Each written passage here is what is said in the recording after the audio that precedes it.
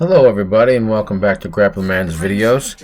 Today I'd like to make a quick comment on the announcements that came out today regarding the console transfers and the plan for the following year.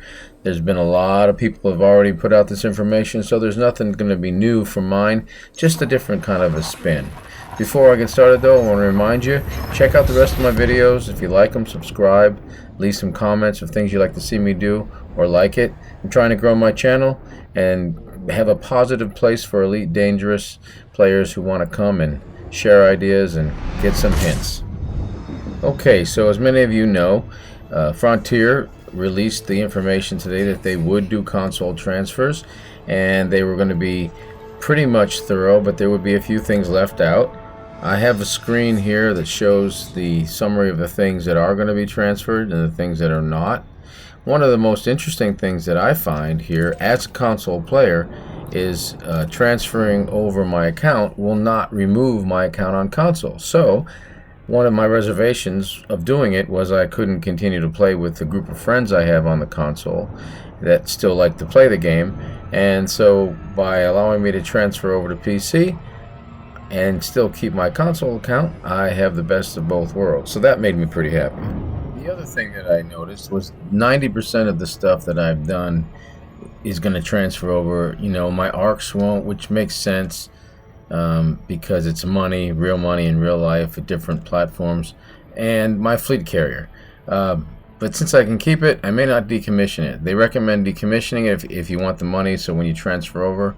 But I think I'm just going to keep it on the console and use it there, maybe decommission it some other time. The second reason I gave for not wanting to switch was I'd already switched over to the PC and made a character back when the game first came out in alpha, and I've been working on that character for a while, and I've built up quite a few good suits and some decent ships, and I'm, you know, a quarter of $1 billion, and I'm working on my way through the engineers. But I think I'm going to continue to pursue with my Odyssey character. Now I will use my PS4 character on occasion here on the PC, but I think right now, since I started with a different name on the PC than I have on the console, I'll just have to get 2 accounts.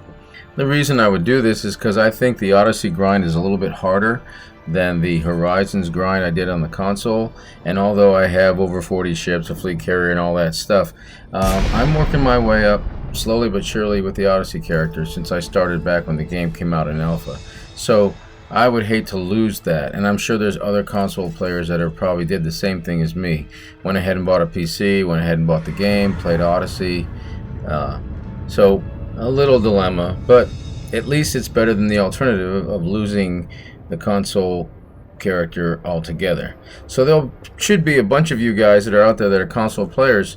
You know, even if you have a semi-decent PC, I have a laptop that I'm using, a Surface Book 3, and it runs just fine on it. Obviously, the better computer you have, the better it's going to be, but, you know, even if you just want to play Horizons on the PC and you don't want to get Odyssey, they're going to give you a free copy of Horizons, and you can continue to do that.